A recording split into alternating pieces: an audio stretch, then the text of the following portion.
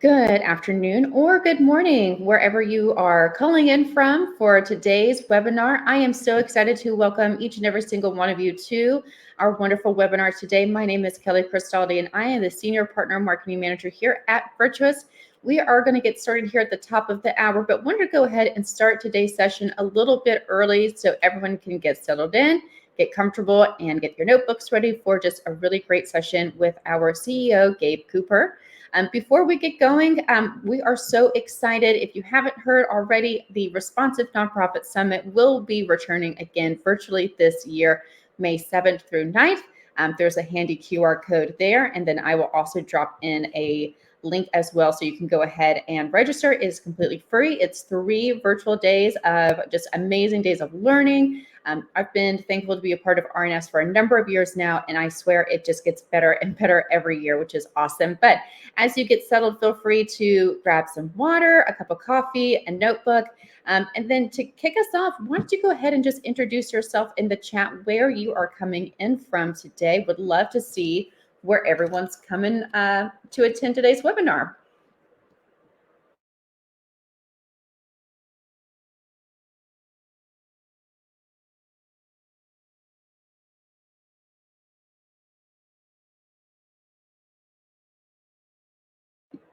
Love seeing the chat just popping off already. That's amazing. I am actually calling in from Charleston, South Carolina. So if there are any other South Carolinians on the phone, let me know. Additionally, as we are settling in, I'm going to launch a quick poll as well right now.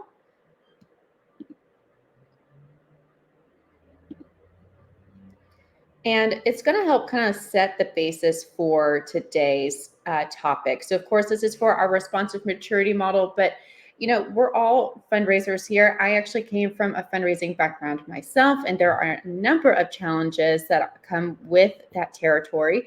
But wanted to go ahead and launch this first one, which is, what do you find most challenging in fundraising? So I'll just populate that for a few minutes here as we are still welcoming attendees into today's room. But what at your organization do you find the most challenging in fundraising? I was actually speaking to a client this morning on the phone, how I used to handle all marketing and PR for our animal welfare organization.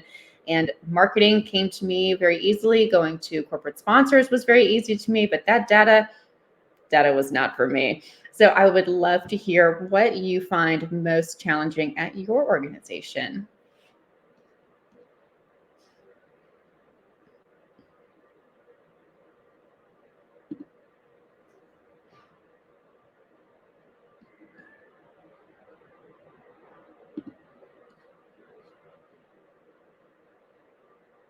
Excellent. Thank you all so much for answering that. So I am thrilled to invite to the stage now our wonderful CEO, Gabe Cooper. Today's conversation is, really from the heart and really speaks to the mission of Virtuous, but also in our mission to always enable organizations globally to make sure that they are really speaking to the heart of the donor, really tackling on things that can help them become better fundraisers, have better organizations in order to, increase generosity, which is our number one mission. But to welcome you to today, this is the responsive maturity model, the 5 key building blocks to drive increased generosity. A couple quick housekeeping items before we do dive in today is feel free to chat with fellow attendees. Here at Virtuous, we really believe in the spirit of collaboration and conversation. Already, I'm seeing that happen in the chat, which is amazing. So I hope that you continue to do that throughout today's session.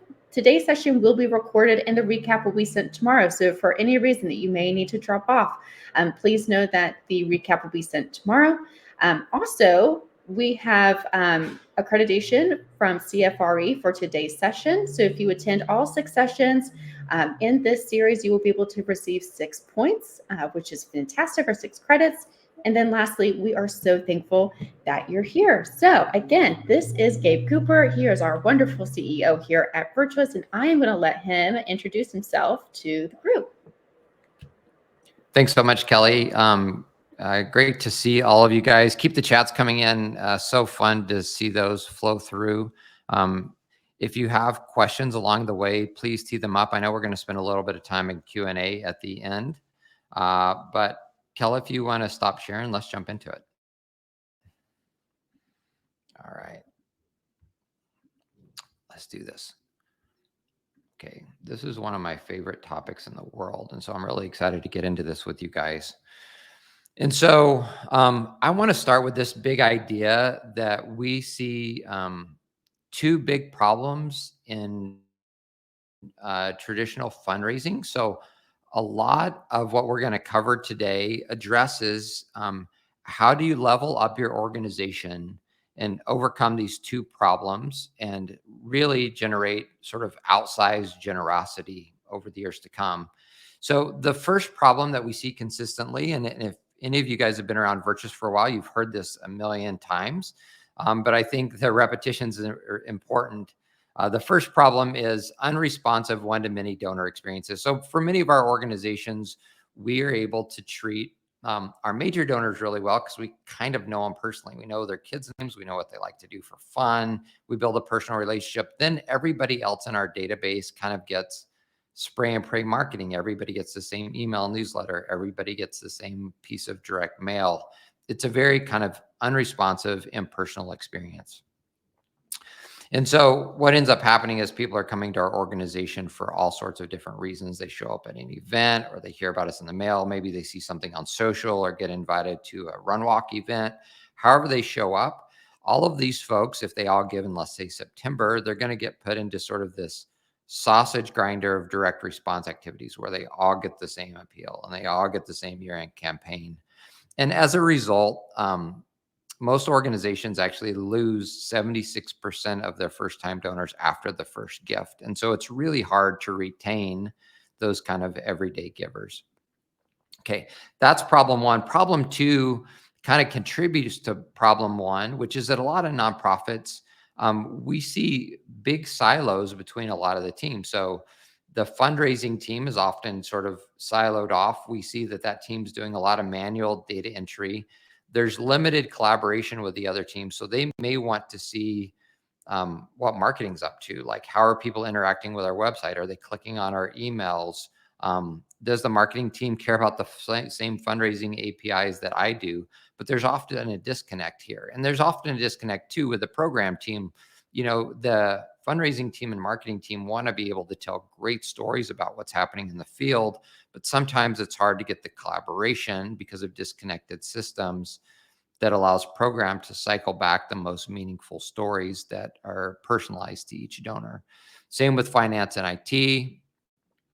Finance and IT teams are often backlogged and they lack the visibility that they need to really contribute and help in a meaningful way. And we hate this siloed team experience, and we think it contributes to a bit of a siloed donor experience. And so what's possible? Well, we think the leading nonprofits out there today really have a more responsive model for generosity. And that model looks like this. It looks like a world where no matter how a donor comes into your organization, our retention and cultivation tactics are completely tailored to them.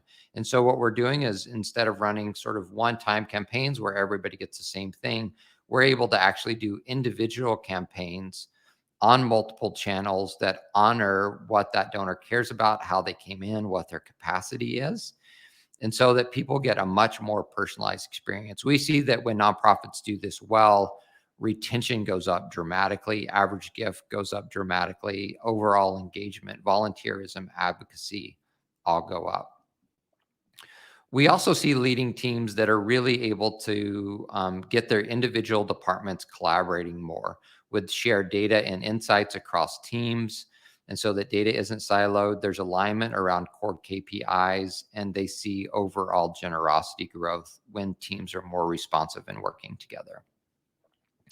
So that's great, right? When I talk to a lot of organizations like this, here's what I get back. That sounds really cool. It also feels like boiling the ocean. Like, how do we get there? I would love to be at that place, but it just feels like a heavy lift and a lot of work. And I agree to some extent it can be, but that's where a maturity model comes in. So I don't know how many folks on this call have used maturity models before or seen maturity models, but a maturity model is simply a way to chart out a path toward that future in bite-sized chunks. So it sort of provides like an achievable action plan, one step at a time along the way to get there. It allows you to look back and see provable results along the way. And it kind of speaks to the tech and tactics that your team needs at each step of the maturity model to be able to level up. And so rather than trying to boil the ocean, accomplish everything at once, it's sort of like one step at a time that where you can see provable results along the way. And so the responsive maturity model looks a little bit like this. So we're going to get into each of these individually, kind of get into the weeds here. But at its core, it all starts with like data health and reporting. So we'll get into why, but really all of the rest of this becomes really hard if you don't have healthy data and great reporting and great KPI alignment. Second is you have to have really strong integrated technology and teams. Third, for your donors, you have to have very, very clear segmentation and persona so you know who each donor is, what they care about. And then you kind of get to that magic moment where you're running dynamic campaigns, the kind of campaigns we were looking at before. And then kind of the new frontier that we'll address briefly at the end is AI and personalization. So now how does AI even accelerate the responsive story even faster? So let's jump in. Hopefully that tee up of the maturity model makes sense to you guys and why it is so important. But we're going to jump into each of these 5 areas today and just provide an overview of what you should be thinking about at each step.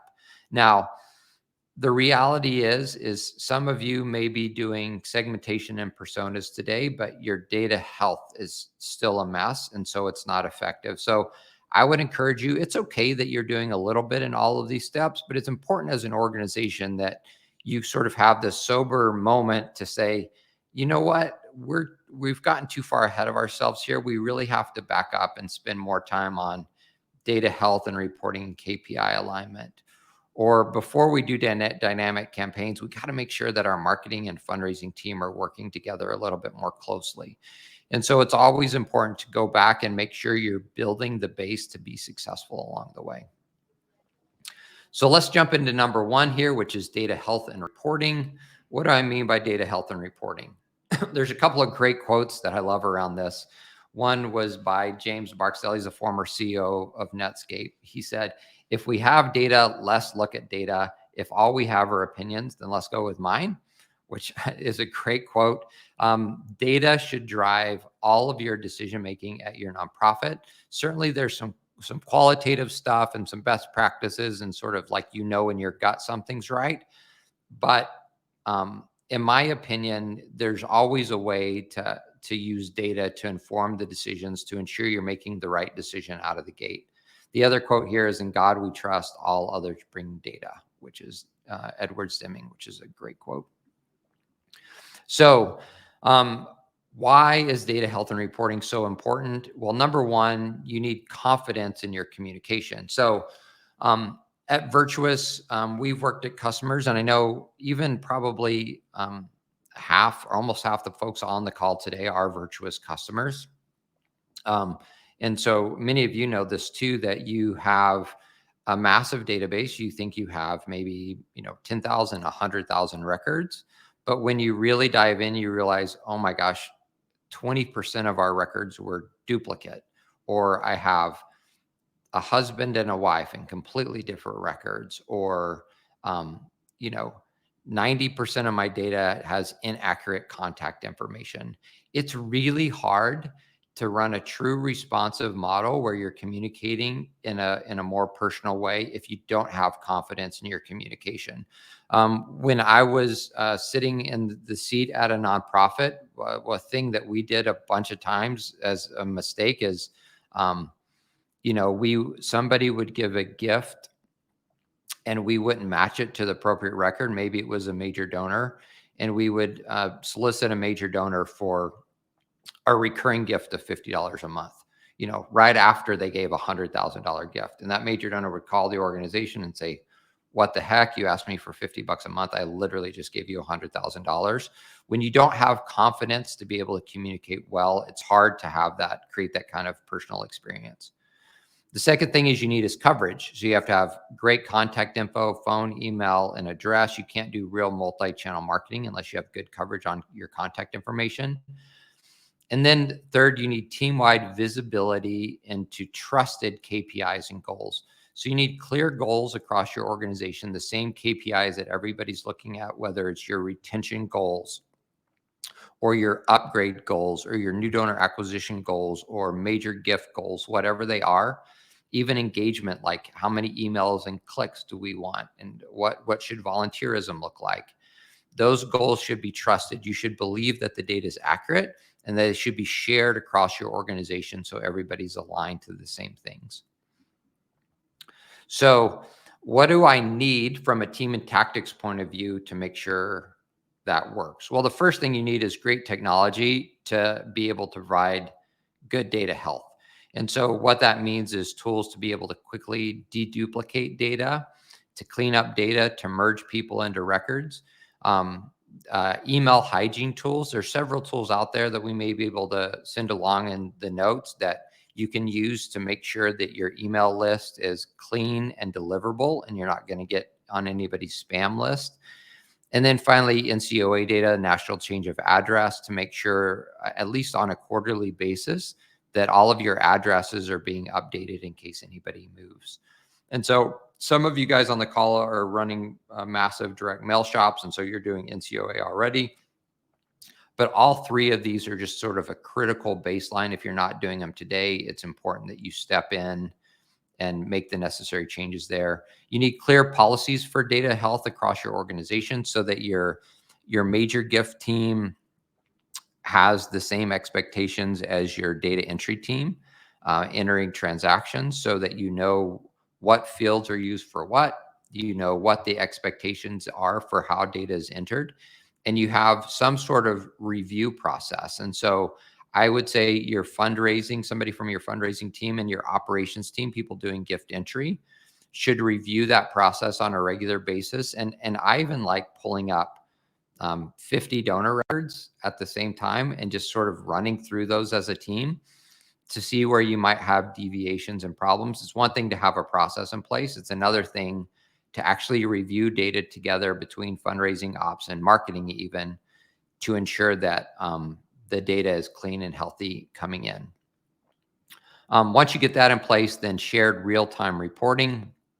So we see over and over again that reporting is a problem at nonprofits, meaning there's a bunch of sort of one-off reports that might be created for individual departments. The data that they're pulling in is slightly different than another department, that some of it exists in Excel, and so it's not shared very well.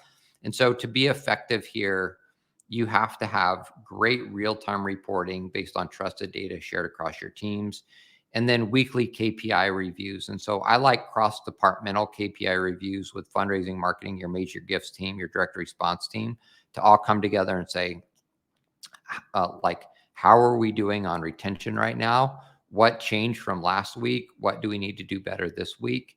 And what's coming up that's going to impact this KPI? And so at the core, there's so much more great reporting than just the three things I'm showing right now. But at a minimum, I think you should really have everyone on the organization focused on average gift. So you want to know what's happening with your average gift, where it's going over time. You want to clearly understand how donors are being retained. I would say maybe the single most important metric for most nonprofits to have the entire team aligned around is first to second gift donor retention. It's not even long-term donor retention. If you can get somebody to a third or fourth gift, typically they retain for a pretty long time. So it's not that you shouldn't care about them, you should steward them well, but it's really that magic moment of, how do I get somebody from, man, they just tipped us, they showed up at an event with a friend, they gave us $50 as a tip, really. And now, how do I actually get them to give that second gift to signal I might be their charity of choice going forward? And if you can get everybody aligned around that metric, it's really magical. And then giving revenue by tier just speaks to how dependent your organization is on major gifts, mid-level gifts, or small gifts, and it helps you make decisions about opportunities for growth. Again, with each of these, there's just additional drill down, like average gift by giving band or cohort, or seeing how people are upgrading from potentially like a small giver to a mid-level giver, or a mid-level giver to a major giver. Some of those expansion and upgrade metrics are really good as well. But at a baseline, everybody at your organization should know their number, and they should know how their number is affecting one of these tiers of revenue, average gift or retention, and then for some portion of your team, acquisition as well. So again, pretty basic from a reporting point of view, but it's more about aligning the team to common KPIs than anything else. Okay, so now step one's done. We have good data health. We have good reporting, shared KPIs and alignment across our teams. Now we need to make sure our tech and our teams are integrated and working together. Again, step 2 and step 1 kind of go together, because sometimes you can't get the data health and reporting you need until your tech is integrated. So, I'm using MailChimp for email and it's disconnected from my CRM. And so I can't actually create the data health and reporting I need because I have disintegrated systems. And so sometimes these go hand in glove. But there's several things about integrating here, especially on the team level, that are really important. So let's dive into that. I love this top 10 list. This came from a blogger on G2, but I thought it was awesome, which is this is the top 11 reasons you should integrate your software. So I won't go through all of these, but I love higher employee productivity. Man, if you can get out of like spreadsheet hell and not have to be pushing data back and forth everywhere, it saves hours in a week.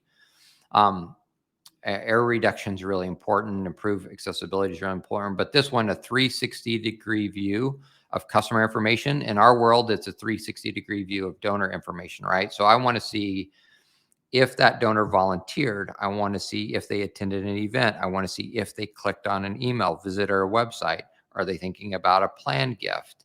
I want to be able to see a full 360-degree view of that person. And so I'm able to make the right decisions. I can't do that if my software is not integrated. And then improved efficiency across teams. And so, and then, improve security, reduce costs, more flexibility. That's all absolutely true as well. And so really here we're looking for better team collaboration with cross-team KPIs. I think KPIs are a great way to align the team. So if your direct response team, your major gift officers, and your marketing team all share goals around donor retention, let's say, and they're all looking at that KPI, and they're accountable together for those KPIs, that can be really powerful in increasing collaboration.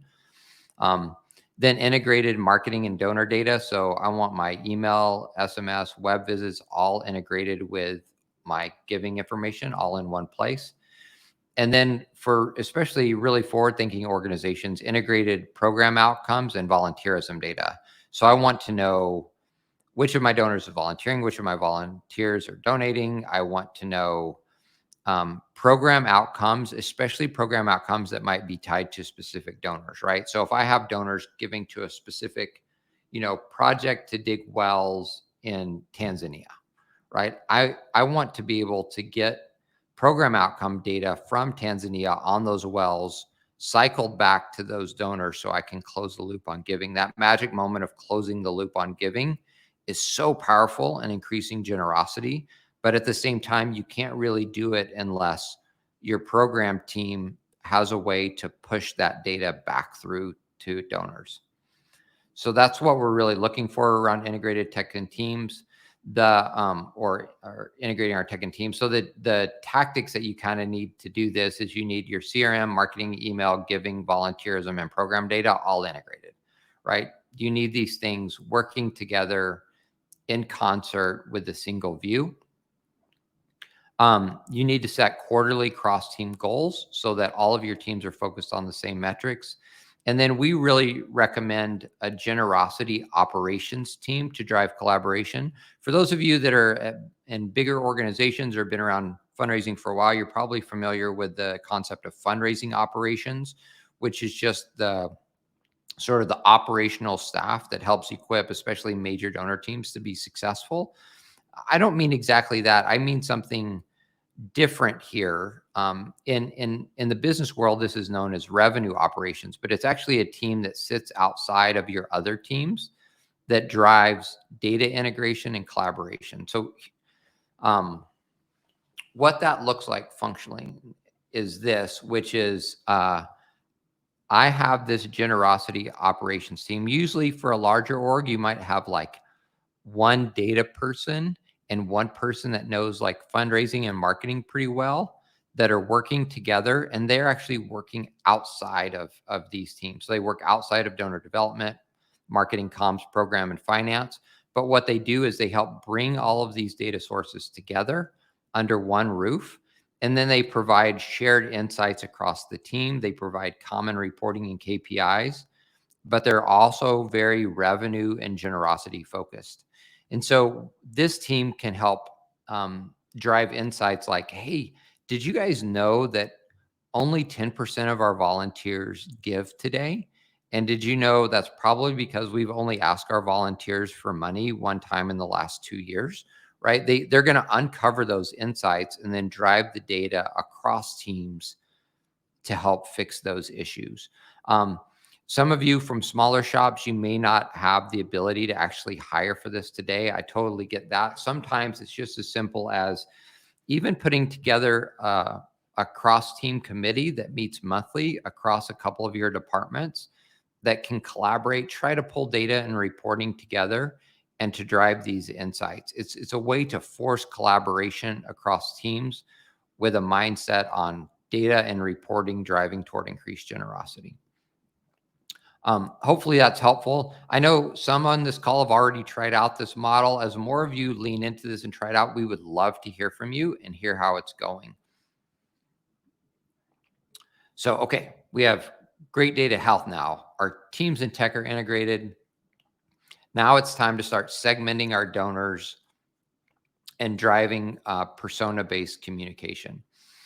And so, a lot of you probably that have been around a while are at least familiar with RFM segmentation, recency, frequency, monetary. Basically, the way historically it's been done in nonprofits is somebody's given pretty recently, if they've given a lot of money or they've given a lot of gifts, they're more valuable. And RFM can be incredibly valuable and helpful. But really what we're talking about here is, yes, their monetary value, but we want to understand who people are as people so that we can communicate with them in a more personal way, not just so that we can optimize the ROI of a particular piece of mail, right? Because we know that at the end of the day, more personalized communication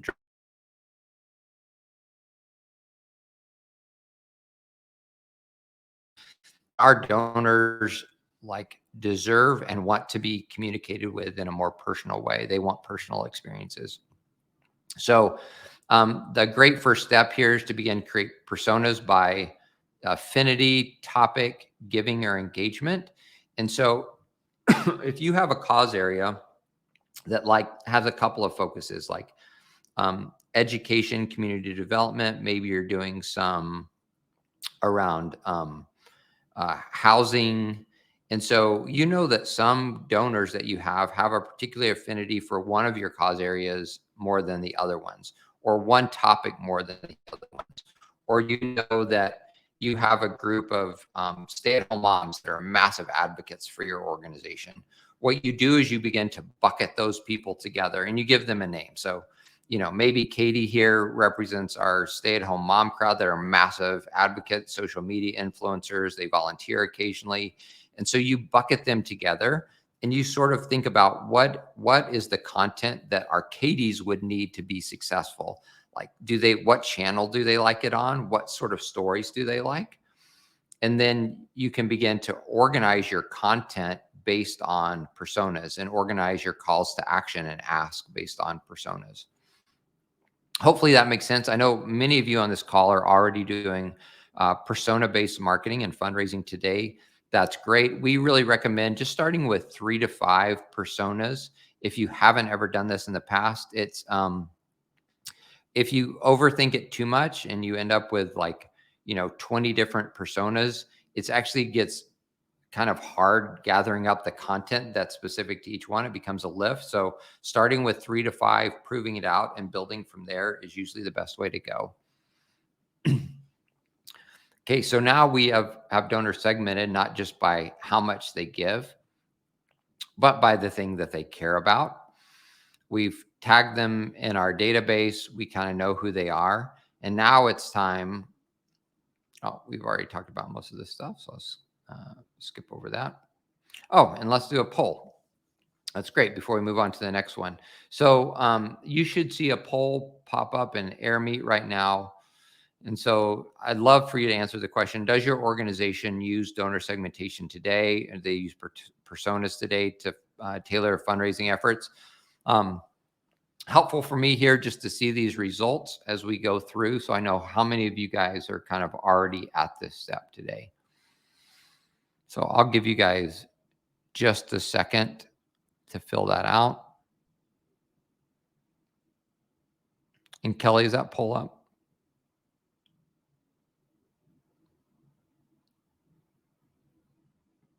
Kelly, did I lose you?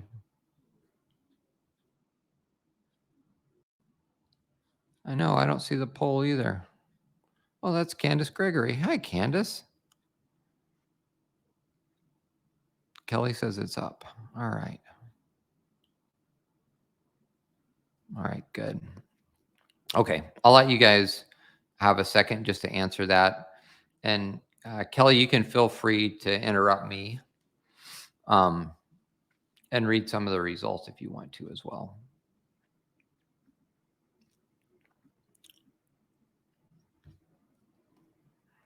And if you don't see the poll come up on your side, it's totally fine just to answer in chat as well. That's great. Yes, the poll was up, and apologies if it didn't show up for everybody. I would love to just see the chat though too, if you haven't had a chance to answer the poll at all. But yes, apologies. It seemed like it showed up for some people, but not for all. That's great. Thanks, Kelly. All right, let's keep going. And so the next sort of magic part here about personas is really understanding channel. And so I know many of you guys are living in this world today, but I still see many nonprofits who think once a donor gives on a specific channel, like we should only communicate to them on that channel. Or, hey, our Gen Z folks or millennial folks, they really only like text messages or emails or whatever. The reality is multi-channel donors, people that are getting touch points on multiple channels, are across all age groups much more valuable. And so this is from Next After their State of Multi-Channel Donor Communication Study. It says multi-channel donors who give both online and offline are worth 3 times more than online or offline only donors. And their first year donor retention rate is 2 times higher than single channel donors. And so the data bears this out every time, that if you can engage people on multiple channels, if you can get them to give on multiple channels, they become sort of exponentially more valuable. And the other thing I would point out, and this is far more qualitative, is that Gen Z people don't mind mail. In fact, if you're living in an all digital world, sending something physical in the mail that they can touch can be amazingly powerful.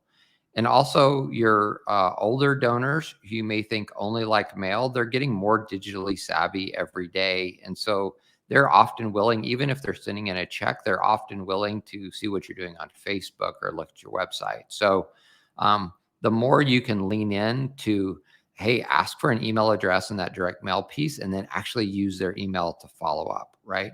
Or get their address on an online giving form and then send a postcard as part of your welcome series afterwards. It can be incredibly powerful. So the important thing here is to tell a single story with integrated campaigns on all channels. And so what you don't want to do is, if your marketing team's not talking to fundraising or they're not talking to the people sending your mail, you end up sending stories that conflict with each other, or calls to action or gift asks that conflict. And so you want to make sure that as you're doing stuff on multiple channels, that the story that you're telling and the ask that you're making are integrated across all channels. You also want to make sure that it's integrated with your major donor strategy. So oftentimes the campaigns that we run are disconnected from major gift officers, which can cause all kinds of problems for those major gift officers when they don't know what their major donors are receiving, or it's out of touch with the conversation that your major gift team is already having. Those should be fully integrated. And this is just an example of hey, we did an email with a video story, then we did a phone call, and then we maybe did a push or a text message, and then maybe they get a postcard or a letter. And so it's multiple touch points on multiple channels, all coordinated. So to be able to pull off multiple channel, obviously you need email, SMS, and your CRM integrated so you can coordinate those channels together. We think it can be really valuable to map out that donor journey. So for particular actions your donor takes. So first time giver, what touch points should they get on which channel and when? You can even just map those out on sticky notes on the wall is a great way to start. Make sure there's a connected story between those channel communications. And I would say just to make sure it's in sync, I would do some monthly cross-team planning between your teams to ensure that everybody knows the kinds of things that that department or team is sending to donors, so you don't accidentally step on each other's toes, so that those campaigns are really coordinated across teams. And as much as possible, bringing in program to those conversations so they can inform the story that you're telling for each campaign. The other bonus here is third-party data signals. It's one thing to use just the data in your database, but it can be really powerful to then pull in other data like wealth data, channel preference data. This is actually something that you can derive from purchase data. Like if somebody prefers text or they prefer email, you can get that from third-party purchase data. Age, gender, marital status, other like demographic data can all be purchased as third-party data and appended. I know many of you guys are using wealth data today. Some of you are using additional demographic data, but really that helps build a 360 view. Once you have that 360 view, it becomes far easier to put those people into those persona buckets that we're talking about.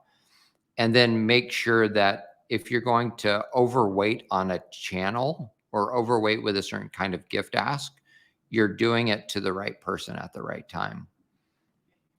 And so obviously to pull off third-party data well, you need wealth and demographic data fully integrated into your CRM and marketing system. I would say it's important to be able to automate things like major gift assignment and tagging. The reason is if somebody comes and gives a first-time gift of $50 on your website, but they could potentially give a $100,000 gift, it's important to recognize that right away with third-party data and to be able to bubble that up to your team so that they see that potential. They're not waiting like 2 quarters for the next data append to be able to act on that potential new major giver.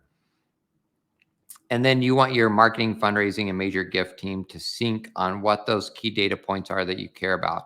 There may be people in your marketing team that really care about, age, but your major gift team may care about more capacity, but you want to make sure that you're aligned on which of those data points matter and why. All right. We're going fast here, you guys. We got through data health and reporting, integrated tech and teams. You now have your donors segmented into personas. You're thinking about how that segmentation works its way out on multiple channels, and you're thinking about how it is informed by third-party data. Now it's time to run dynamic campaigns. And so sometimes I say this and people think I'm saying, well, direct mail is dead. I don't think direct mail is dead at all. I think direct mail is awesome. They might also think, well, we should never send out anything in mass. And I don't think that's necessarily true either. I actually think it's important to just start understanding who your donors are and laying in more personalized dynamic campaigns on top of what you're doing. Now, over time, you may find that your, monthly appeals may be decreased because you're tailoring more personal content more often to more donors. but you can get there over time. And so here's what that looks like. I want individualized campaigns based on each person's behavior and timing. So, you know, maybe this is Sherry. She went to an event. We want her to get a follow-up and email right after that event. We want her to get a text message the next day with a link to something cool the program team is doing. We want her to get a letter in the mail thanking her for attending that event. She takes action. We want her to get another follow-up piece of mail, all acknowledging the fact that maybe she went to this event, acknowledging maybe what she gave to and what she cares about. So it's tailored to her. And so when we do that, we can really start then identifying what are the key actions that our donors are taking that I would want a dynamic campaign around. So, you know, you could have a hasn't given in 13 months, so a lapsed donor dynamic campaign, or somebody that clicks and downloads something on your website. They're warm, they're just learning about your organization. So what should that campaign look like to push them to become a new donor? Or, you know, Eric here maybe gave his first gift to a water campaign. So what we want is like a welcome series that introduces him to all the work that your organization is doing around water, but then maybe introduces him to some tertiary work that he might like as well, again, on multiple campaigns. And so in this step, it's really important to identify those key events that you can start with. I would always start with that welcome series, that very first gift from the donor to convert them to the second gift. That's the best way to start with these dynamic campaigns. Lapsed donor reactivation is probably the second one where I'd want to begin automating a campaign on multiple channels based on their behavior. So to make this work, we know we need marketing automation because we have to be able to automate those touch points in real time on multiple channels, right? So SMS, mail, email, prompting your team to make a phone call. It's too much manual work to actually run these dynamic campaigns if you're having to do all the stuff manually yourself. You just can't do it with a large donor file. The second part here is to map out all of your constituent journeys. Starting with that first to second gift, donor retention is probably the best place to start. I wouldn't go too crazy here at first. I would just pick out 2 to 4 key donor behaviors that you begin automating these dynamic campaigns. Test them, see how it works. See if for the donors that entered this welcome series campaign, is their retention higher than donors who had previously given a first gift? Really measure it closely and then layer in more dynamic campaigns as you go. And then I think here again, bring in your program team to work with marketing to make sure you're connecting key stories to each journey. So you know the content that each person's getting is most relevant to them and who they are. The other cool bonus here is I don't see nonprofits doing this nearly enough, but it's inbound marketing, so inbound campaigns. And so what I mean by this is we ask people for money a lot, but we want to make sure that we're meeting them where they're at and giving them an opportunity for a small yes. And so what I mean by a small yes is it doesn't have to be a gift right away. It can be a download, access to exclusive, all sorts of digital touch points where we're looking for opportunities to meet a donor where they're at and then give to them before they give to us. And what you do then is you create a massive inbound funnel of people interested in you, warm names that you can then work on converting to their first gift. And so here the focus should be SEO. So when people are online trying to figure out, like, you know, where do I volunteer in Des Moines? Like, you should come up first for that search, right? Or like, what is the impact of human trafficking in the United States? If you touch that cause area, you should come up first to answer that question. The other things here are figuring out the influences and the communities and the related sites where people interested in your cause area, where they hang out, where they congregate, and what influencers care about it, and using influencers and those social channels to begin to be loud as you can, but not always starting with give us money now, but start with especially influencers, those social channels for those easier first steps to engage to get to a smaller yes to build that base of warm names. So let's do this other poll. Which of the following channels does your organization use today? So hopefully, Kelly, we have another poll coming up here. Would love to hear you select what channels you guys are using in your fundraising strategy today. And I want to make sure we leave plenty of time for questions here. So I'm just going to keep cruising as you guys answer that and move to the last step, which is AI personalization. So we're not going to spend a ton of time here, but I want to just maybe give you guys a couple of helpful tips for how you should be thinking about AI going forward. And so we think about AI a lot for accelerated personalization with donors. And so at its core, the only thing that AI does is it predicts what should happen next, right? AI at its core is nothing but a prediction engine. And so where that's super helpful for nonprofits is if you can predict the next response from a person, that is incredibly powerful. If you can predict who might be a good major donor or who is likely to come to this event, what channel are they likely to use, which ask will likely resonate the most. If we're using AI and predictive modeling and we can better predict responses, that allows us to send the right communication at the right time with the right ask, increases average gift, increases response rate, allows us to spend less money on fundraising and marketing while accelerating generosity. Super, super powerful. So here you're really looking at predictive AI models based on fundraising standards, built specifically for fundraising that help predict who, what channel, which ask, and which message is going to be best. And so I wish I had time to dig into all that was available here, but we'll have to leave that for another webinar. But the other way you should think about AI is basically like an assistant or a coworker is a good way to think about it, right? I heard my friend Dave Rayleigh did a great talk on this a week or two or last week, where he talked a lot about instead of using technology as a tool, AI allows you to be shoulder to shoulder with technology, having them accelerate what you're doing as a coworker. And so this can be super easy. Like I need a new press release or an email. I should just use ChatGPT for that. Or I bang this out pretty quick and I don't know if it's like really correct. I should use Grammarly to make sure that the grammar is correct and suggest ways that I could say it better. I can begin, this is large language models here, but I can begin to quickly compose copy.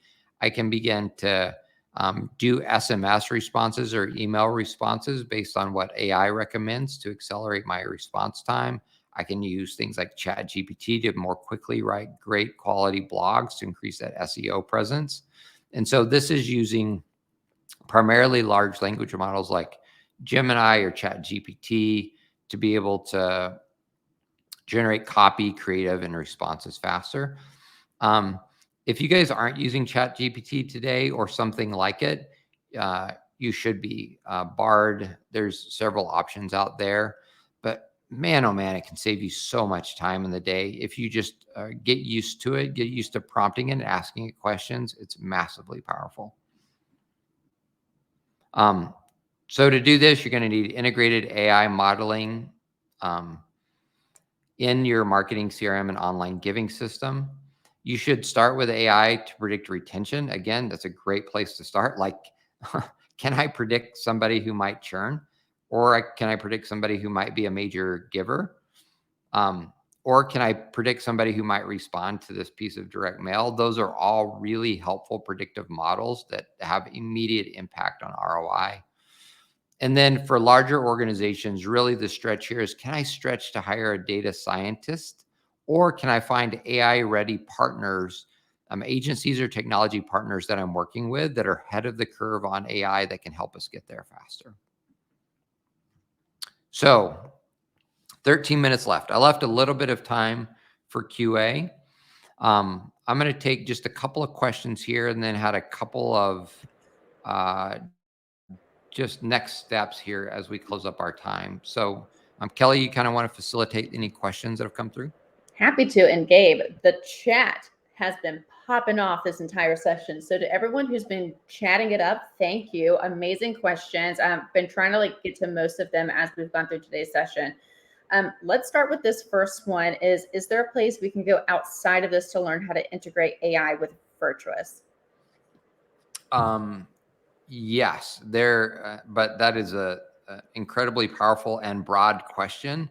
And so what we might do, well, I know we'll send a follow-up email to that. I'll make a note in sort of the notes that go with this session to provide a couple of really good resources to do that better.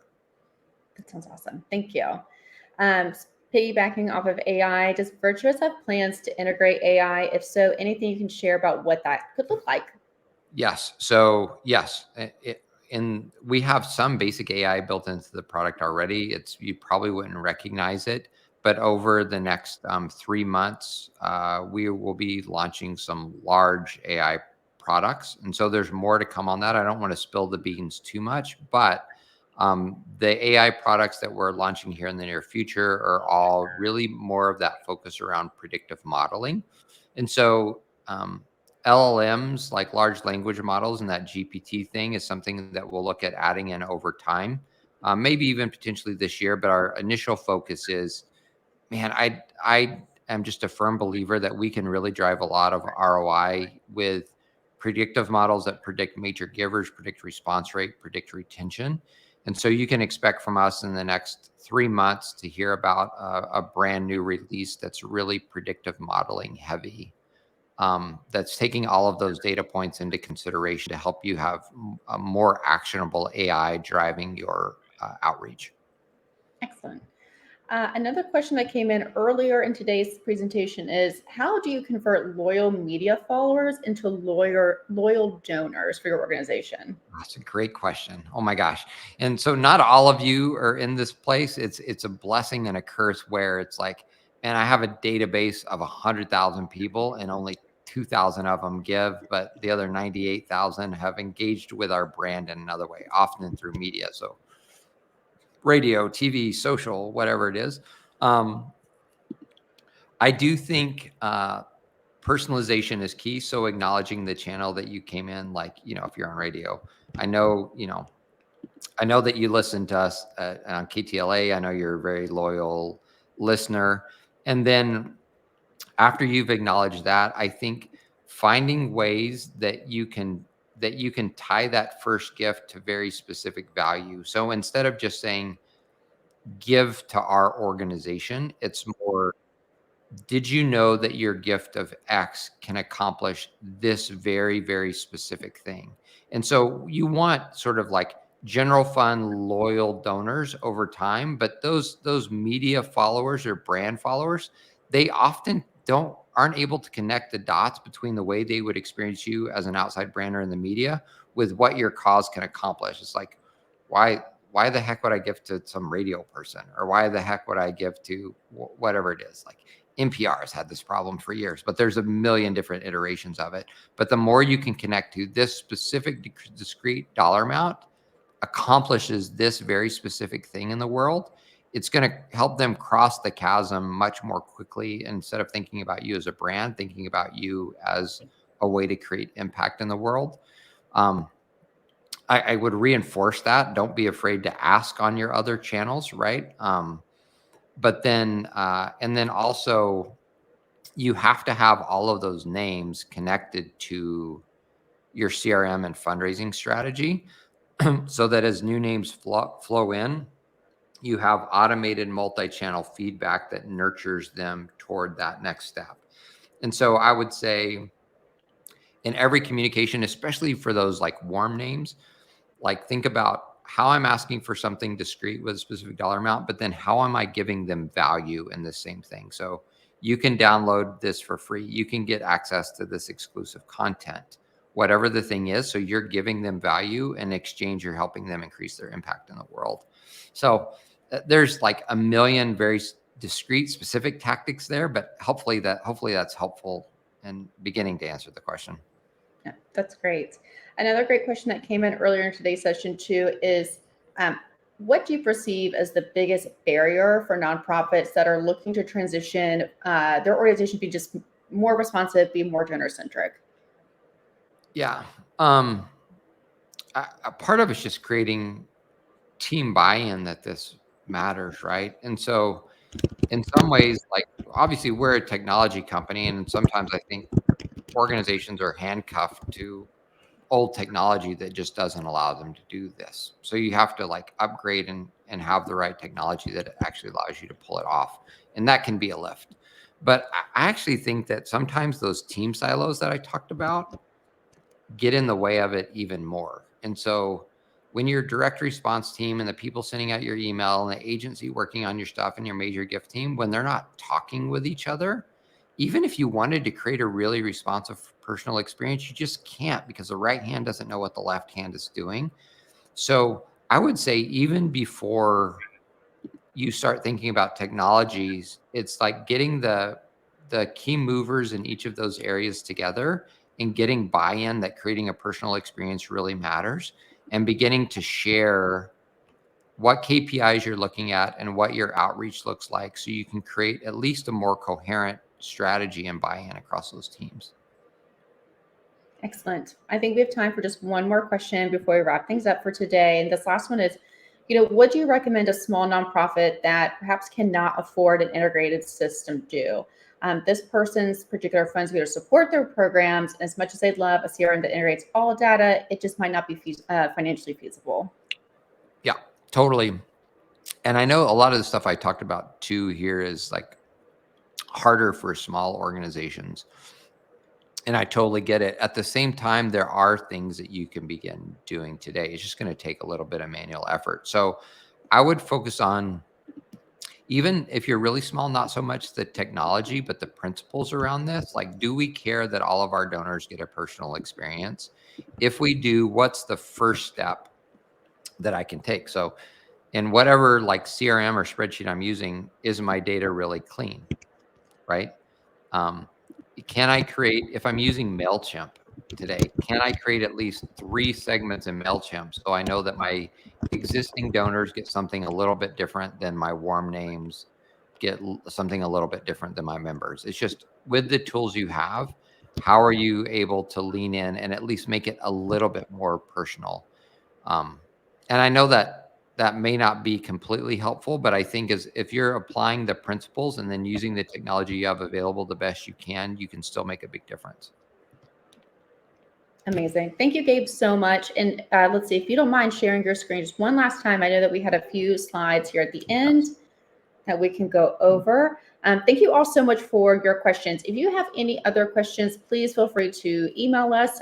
We'll showcase, we'll actually get an email tomorrow if you just want to respond back to that email with some questions.